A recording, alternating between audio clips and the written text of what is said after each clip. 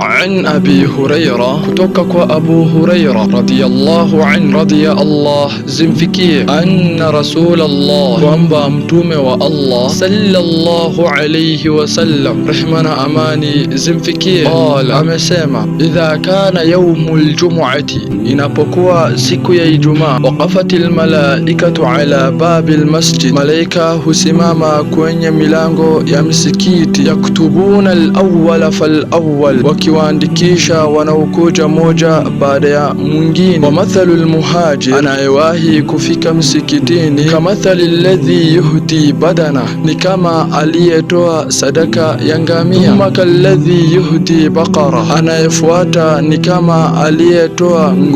Thumma kalladhi yuhdi kabashan aqran, anayefuata ni kama aliyetoa kondoo mwenye pembe. Thumma kalladhi yuhdi dajaja, anayefuata ni kama aliyetoa kuku. Thumma kalladhi yuhdi bayda, na anayefuata ni kama aliyetoa yai. Fa idha kharaja al-imam, anapotoka kuanza khutba, qawaw suhufahum, malaika hukunja daftari zao, yastami'una adh-dhikr, na hukaa kusikiliza mawaidha.